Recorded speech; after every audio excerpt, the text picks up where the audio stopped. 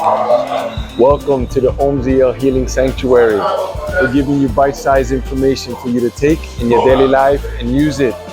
I'm here with a great brother and mentor, and his life is so fascinating. I just want to know a little bit more about him, and I'll just allow him to introduce himself and to tell us a little bit about what he's doing with his life.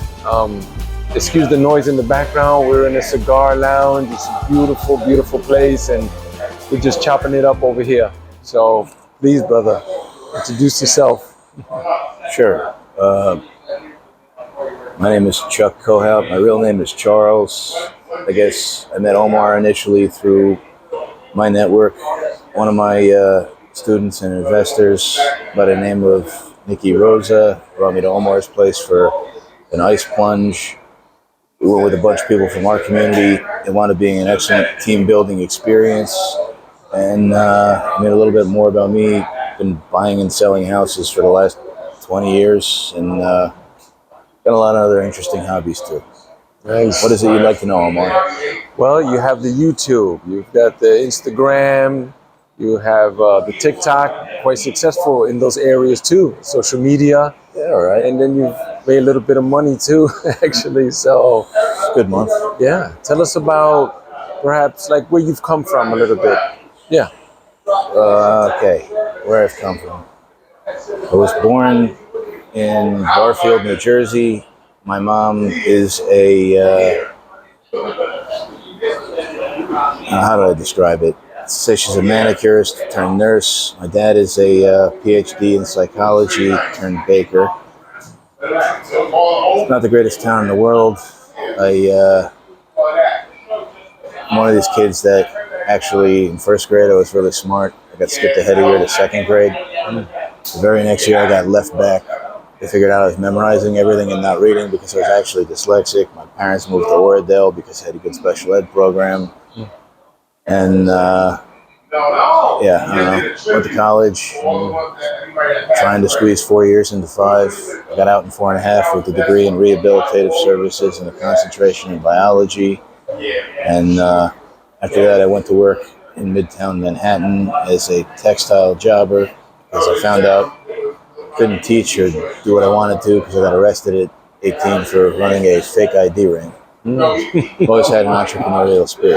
Been there. Been there, done that. Yeah. So one thing led to another, and ultimately, by the time I was 24, 25, after a brief career as a bodybuilder, I just was really honest with myself, and it was like, fuck, do I want to leave a safe life or an authentic one? And started trying different types of investing. Wound up doing all right with penny stocks in the beginning, until one day I forgot to put in a stop loss when I was like 24, and I lost like 80 grand in a split second, which was everything I had to that day. And I always wanted to start a business anyway. I've been reading a lot about real estate. I couldn't really seem to make it click while I had a job, and broke and fucking in debt on my mom's credit card. I cowboyed up and just fucking quit and went hard and told myself, if I can't make this work, giving it everything I have, every waking hour and then some, I don't deserve to fucking live. And that wound up being a $200,000 year. So here I am. Ta-da. Did the whole millionaire shit by the time I was 30. Wound up losing $5 million by the time I was 32, going bankrupt, rebuilt it again quick. Took off most of my 30s. Did most of the traveling bucket shit I wanted to do. And yeah, now I kind of just like seeing the guys around me succeed and make a better life for themselves, and honestly, kind of makes me happier in a way. It's like I don't have to work as hard. I get to see the people around me succeed, and it's just a better life. That's good. I see you more in control of your time, that's for sure, and then your mindset too, right? Because it takes quite a bit of dedication, discipline, you know, and a push forward. So how did you come to terms with that? Because there's so many distractions and there's so many choices you can make and so much temptation. And I wrote myself a letter telling me what it was that I was willing to sacrifice to get what I wanted, which I mean, first thing I did was just got rid of all my fucking friends. And I remember I was out after I started my business one day. I left one of these Charlie Browns for a wing night. Everybody's drinking, and I'm getting calls like crazy on my Nokia. It's a pretty vivid memory. And it kept ringing, and they're sitting there going, what are you going to do if it doesn't work out? What's plan B? I remember I stood up, slammed $40 on the table, and told them there is no fucking plan B. You guys are not my friends. Don't fucking talk to me anymore. Next time I saw any of them was like 6-7 years later when I was worth 7 figures, and they all came back to this big blowout party I threw, and they're asking me, what would you have done if we didn't talk to you anymore? And I was like, I don't know. You happy? This is one of the things that we've been pushing lately.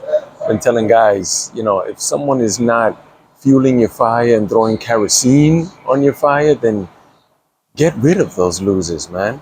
Just get rid of them. Nice people, family, and everything. But yeah, I mean, they're just holding you back. Aside from like my mom, my dad, and my sister, I think most of my family didn't know what the fuck I did for like 5 years until through like a $12,000 Christmas party. And I look at it like this: may the bridges I burn light my way. Nice, nice, bro. That's fascinating. And I see that you're quite successful in some of these areas. Like we've shared some of that offline. Like there's other guys who are more successful than you, and then some who didn't too. And a lot of them are just looking at you like, hey, wow, man, you know, I mean, you took a chance. How do you define success? You know? Right. For me, it's like freedom above all else, and just living life on your own terms, to where it's not just about money. I mean, it's nice to go spend a month in Costa Rica, or help your dad retire and take him to the fucking Amazon, or, I mean, 32 years old. If you Google my name, 2011, I'm first runner-up heavyweight Mr. America. So I'm the #2 drug-free bodybuilder in the United States of America. It's a pretty big country, from what I'm told, 2011. It's like fucking crazy. So now, if I step into a room like this with a bunch of people that are worth 7 figures, at least, even though I'm smoking a cigar, I can still look down and see my dick. Right. That might count for something too.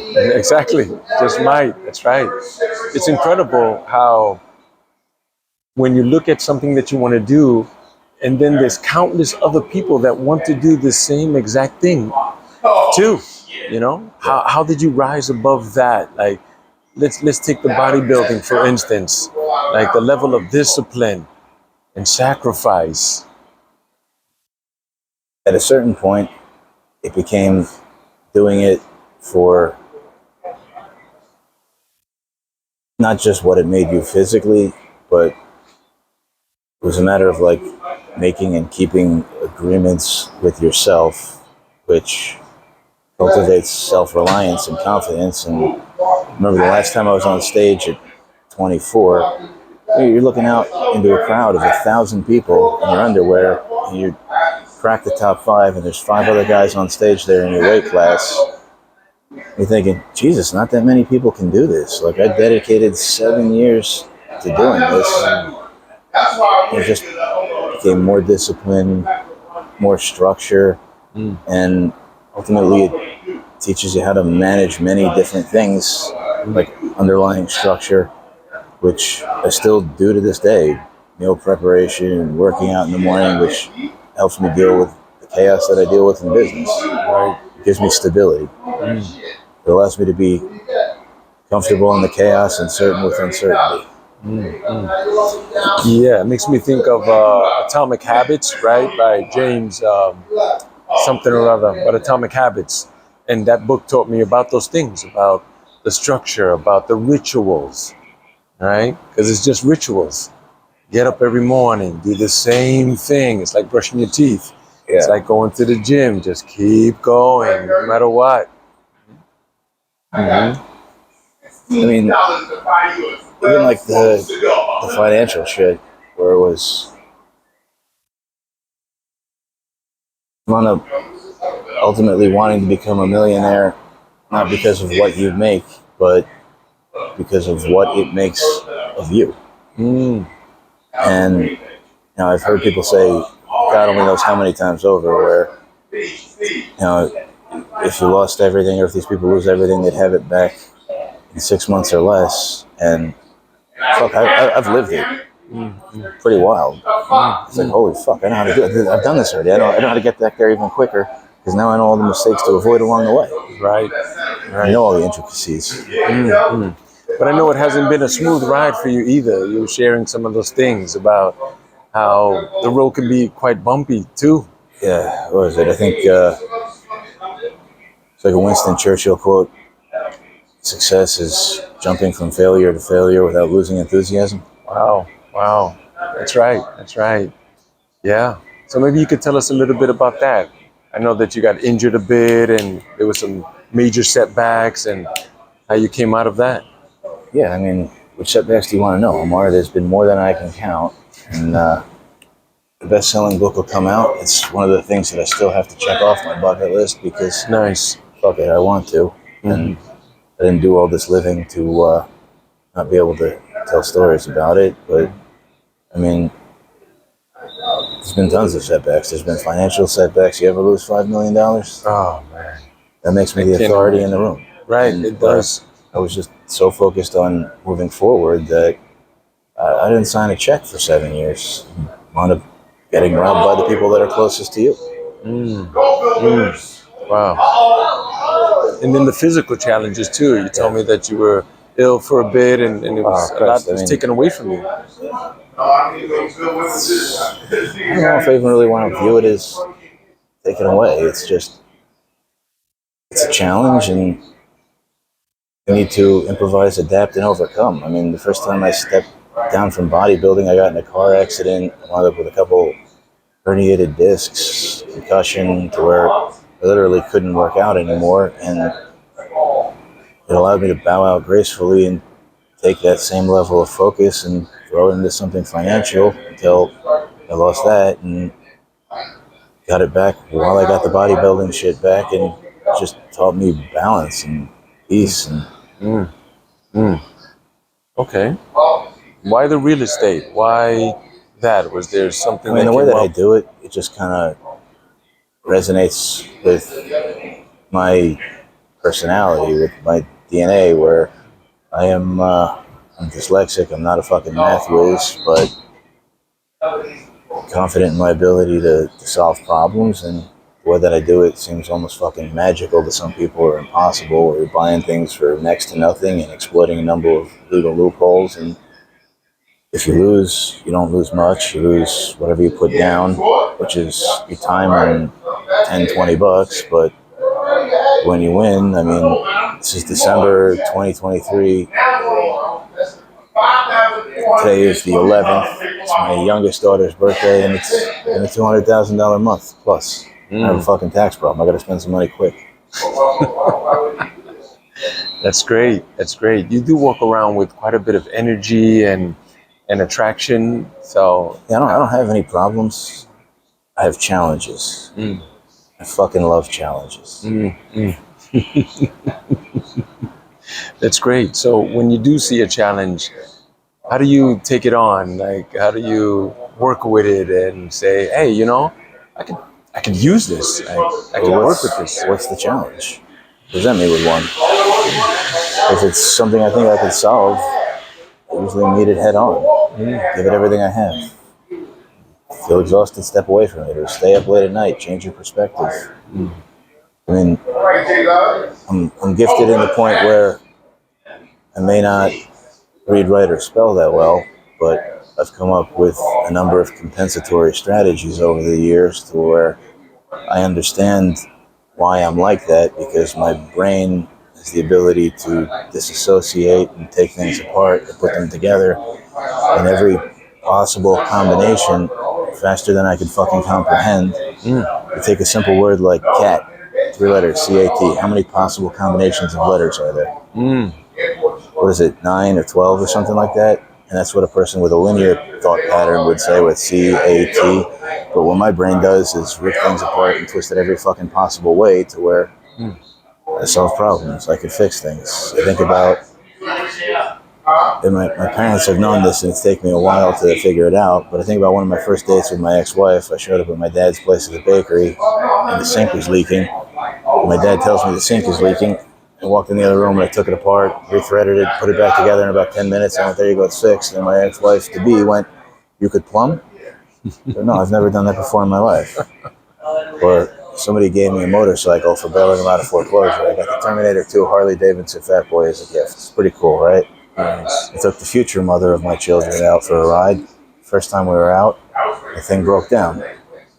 We went and got coffee. I couldn't get it started. I told her, go to the gas station, get me a Phillips screwdriver and a wrench or a pair of pliers. She came back. I took it apart, rewired the battery, connected everything, and started it back up. You're a mechanic? No, I never did that before in my life. But if I could see it, I could take it apart. Wow. But I have to understand it and all the moving parts and completely understand the problem before I can fix it and see with clarity how it should work. I never really understood how much I knew with the real estate shit until I started teaching people how to do it the way that I do. Right. I noticed that it's quite unique and different, and there's tons of people who are looking to you for inspiration and guidance and things of that nature. Was there a method to that, or you're like, hey, I know how to tie my shoes and this is how you tie it?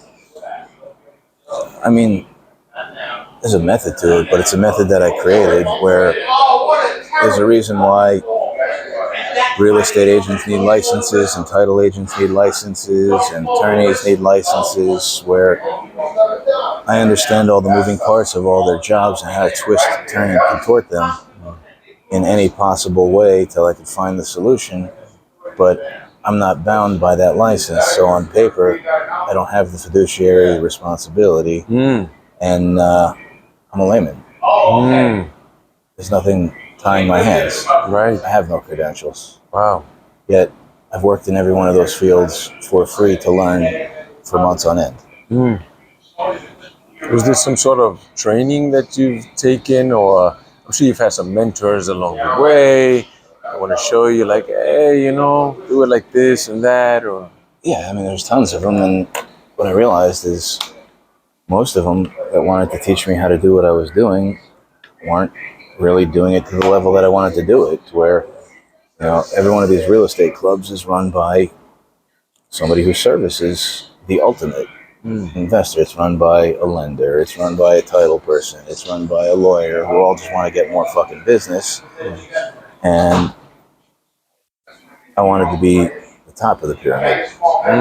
So I took what I could use from each one of those. I took a bunch of classes and seminars. I spent over fucking 250 grand on that shit over the years, and little pieces that work here and there. And before you realize anything, you realize that it's a really fucking state-specific business, and anybody who's teaching it on YouTube or on late night TV or on the national level is doing the world a tremendous fucking disservice, and you're being lied to. So I saw that there was a need for something that was completely state-specific and comprehensive, where it's like a one-stop shop. And I started packaging what I was doing and selling it to people with the money-back guarantee of, if you can't do it with what I'm about to hand you, the problem is not the system, it's you. You're fucking broken. You might need a psychologist. There's no fucking money-back guarantee. This is exactly what I do. Wow. That's great. That's great. Quite a bit of success that you've enjoyed, man. That's great. I see that you're able to pull people together and create these events. Like, I've been to one of the events that you had, and wow, the room was filled and everyone had great things to say about you. And yeah, because I could say whatever the fuck I want. I mean, again, I have no license to be worried about. My boss is an asshole and I work for myself. right. I don't have to filter my speech. I can be real. That's unique and that's beautiful. Too many cookie cutters and too many people looking for things that are, just cut out for them. And this, do one step and two. But it seems like what you're doing is more like, hey, this is something you can do, and you bring to the table your own gifts. and then you start, working with that too. And there's quite a bit of freedom there for people. Yeah, I mean, the way that I try to explain it to people, they try to learn this real estate shit. They try to figure out all these different deal structures and everything else, but they can't find a fucking deal. It's like the guy who goes to the gym and it's like, I want to get ripped. You're 120 pounds. Why are you trying to shape and define something that doesn't exist? Okay, great. You got a basic understanding of how to do real estate. Now, start getting in front of people. Start getting paperwork signed. Once you have something under contract and you're in have-to mode, you're going to find out really quick if you're going to figure it out or not. It's great. And we spoke about some books too that have helped you along the way. You mentioned Napoleon Hill. That was a good one. Yeah. I'm just going to figure that, after you've had one success and you've figured out on whatever field it is, what you had to fucking throw into it to do that, unless you're like born beautiful or something, it's just a matter of working yourself into that fucking white heat, like passionate, fucking willing to die for it stage of commitment. Love that. And once you've convinced yourself that you're willing to die for it, and you truly believe it, you find out pretty quick you don't have to. Right. If you don't, maybe you didn't believe yourself. Right. I mean, Christ, the only person you're stuck with in this life anyway is you. Right. That's right. It's always you. It's always about you. That's true. Wow. That's great, man. So tell us a little bit about some things that you're doing now, some of the programs that you have running, and some of the things that other people are doing because of the things that you've started. I mean, for years I had an educational company where I got paid over a 5-year period to speak to like 53,000 people. It was insane. I mean, I got contacted by the Learning Annex to speak on stage with Donald Trump in 2007 and 8, and I said no. Which, okay, looking back in retrospect, is it a regret? Maybe yes, maybe no. But I did it my way and had a lot of success with it. I was making $500,000 a year just talking, giving people black ink on white paper for my words. It was like printing money, and in the interim, they were paying me to train them to turn into me. And every time they had a transaction that they couldn't figure out, you could always come home, come to daddy. Right. And it wound up being just a great lead generating thing. And before you know it, it's like you start accumulating money, and it seems to have this magnetic pull where other people almost want to fight to give it to you, whether it's to teach them or to lend you money on a project or whatever. And it's pretty wild. And like I said, I didn't sign a check for 7 years and change, and ultimately it crashed and burned, and I rebuilt it and went kind of dark and took off most of my 30s and did something I didn't do for most of my 20s, where I actually lived and experienced life and did a lot of things that I wanted to do. I mean, Christ, I dedicated a year of my life to just training to climb a mountain because I'd never met anybody who did it. And I saw one day with a glacier on it at somebody's wedding, and my friend got married in front of Mount Rainier in Washington. And he was like, "Why did you show me this? Like, you want to climb it?" And he's like, "Yeah." And we kind of made a pact, and that was 2012. And took the next month off after his wedding to drive cross country and see the United States because I wanted to, because I had time and money, and the show ran itself. And bought all my gear and invested a bunch of money and did a marathon every fucking week with 85 pounds on my back and one of those oxygen deprivation masks. And a year later, wound up on a rope team with a group of 20 people. 11 of them made it to the top, and I was the first one. Wow. And the heaviest one that year, 265 pounds. So Incredible. and like nothing in life will, no IMAX, I tell you, like on a ladder looking into a bottomless crevasse, and they tell you, the first day of mountaineering school, you're going to pass 68 bodies on the way to the top. We don't take people off. It's a lot different than seeing it on TV. Right. When you're looking down at clouds and airplanes, and the skin is just falling off your fucking face. It's ridiculous. Wow. Wow. Perhaps you can tell us a little bit about some of the success stories of other people who have been involved in some of the things that you're doing. I mean, anybody that runs a real estate club in New Jersey, most of the ones in New York, I've trained all of them. I mean, you go onto my website or my social media, they have made God only knows how many millionaires. And now I've got a couple of guys with me where they lost their job during the pandemic. And one of the things that I always wanted to do is take the jump and bring it online. But these guys are younger and hungrier. So I got one guy named AJ Santana who used to run a call center, and another guy named Mike DeLeon who used to be a personal trainer. And I gave him this concept. We call it the C4 program. It's the cold calling coaching community, where they take all these pre-foreclosure leads on a list, Bennett's list. AJ skip traces them, stacks the leads. These people are in foreclosure, dealing with death, divorce, going to jail, other shit. And set up a system where we hold people accountable. They pay like a monthly fee and they put down $1,000. It's like their security deposit on success, where when they close their first deal, they get it back. So they have to fight for it to get it back. It pushes them to do it. It's like a gym membership. And we hold meetings with them 3 times a week where we set goals on Monday. By Friday, they hit them. Mike holds them accountable. We teach them more about the business on Saturday. And there's 25 people in the program. It's kind of hard to scale, but I think we tied up 32 properties or closed on 32 properties, or either closed or under contract cumulatively last quarter, where most people struggle to buy one. Nice. That's great. I see you have a number of different programs going on, and you do things that are, unorthodox sometimes, but always within the legal realm, and quite successful in what you've been doing, man. It works. Yeah. It's like people, when I was bodybuilding, people would want to know exactly what I was doing. Here's the program, here's the diet. See them a couple weeks later, they tell you it didn't work.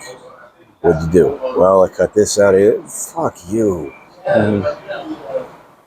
Like, if I had somebody who, and I've sought out a number of people who were where I wanted to be and paid them to tell me what I needed to do, the learning isn't as important as implying it exactly. It's like you got to be a robot.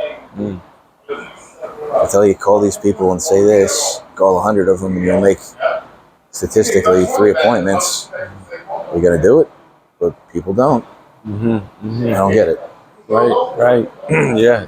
It's that drive, it's that hunger. It's one of the things with my journey that I've found too. You just have to want it bad enough.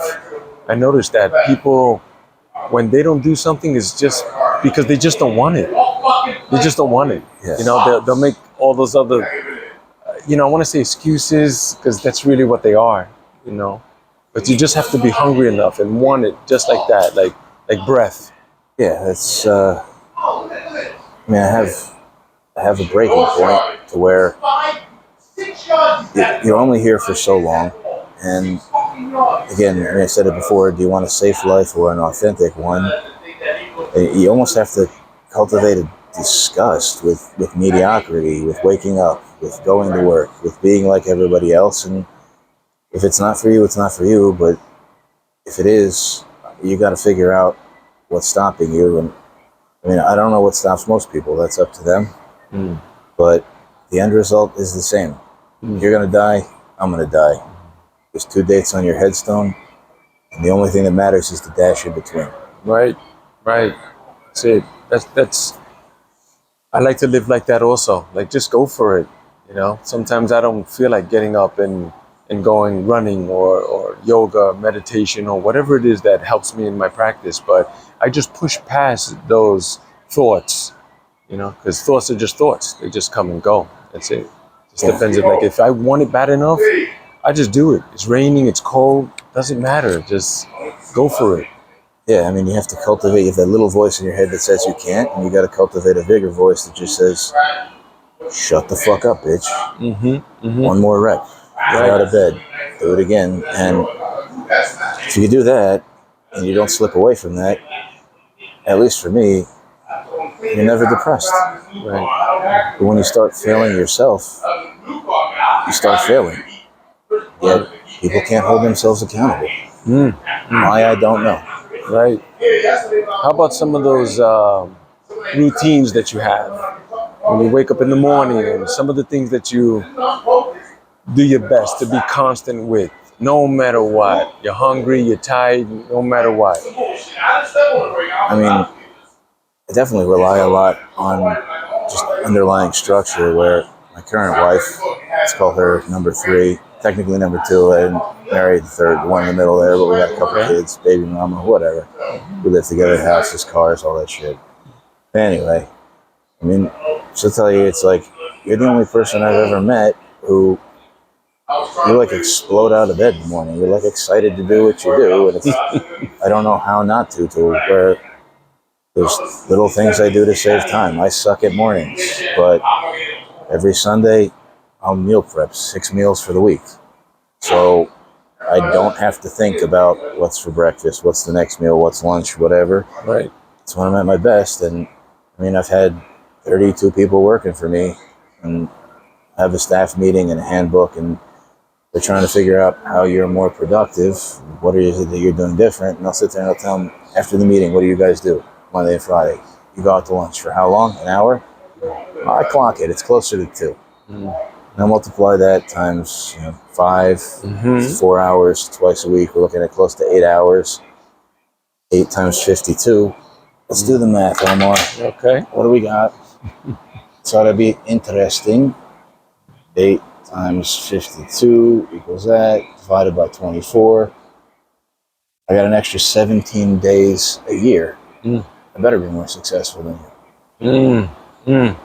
I like that. I like that. I like that. Wow, that's golden, man. Yeah, we do waste a lot of time on bullshit, on the phones and talking. Like, I'm like that. If you're coming to my house, like, what are we doing? We're hanging out. I mean, there's nothing wrong with that stuff, but let's build something. Let's do something. Let's do something with it, man. It's like the success is just so sweet after you go for something and you work hard and you're disciplined. Like when you come out of that, it's so much sweeter. People invite me out to lunch and dinner all the time. I never go. Wow. Let's just go to my fucking office and talk to about what it is you want to cut through all the fucking bullshit. I don't want to waste the 2 extra hours. Right. And eat some greasy shit. Right. Yeah, let's cut to the chase. There was one book that I read that said procrastination is going to the beach, but discipline is owning the beach. Procrastination is like masturbation. Sure, it feels good in the beginning, but in the end, you're only fucking yourself. You can keep that one. Thank you. Appreciate that, man. Well, why don't you tell people where they could find you? Yeah, sure. If you type my name into Google, it's Chuck, C-H-U-C-K, Kohout, K-O-H-O-U-T, or you can just write Chuck Daddy. It comes up there everywhere, too. Always Be Closing, LLC.com is my company. You can find me on Facebook, Instagram, YouTube, any social media thing. I'm out there. Just hashtag Chuck Kohout, hashtag Chuck Daddy. It'll come up. Find me, follow this guy. Maybe I'll meet you at a retreat one day in the future. Nice. Appreciate you. Thank you so much for your time and your knowledge, and I look forward to continue working with you and just meeting more people and just growing together, man. Thank you. No like-minded people. Definitely an honor and a privilege, Omar. Thank you. Thank you. Appreciate you. There you go, guys. Stay tuned for the next one. Peace. Bye for now.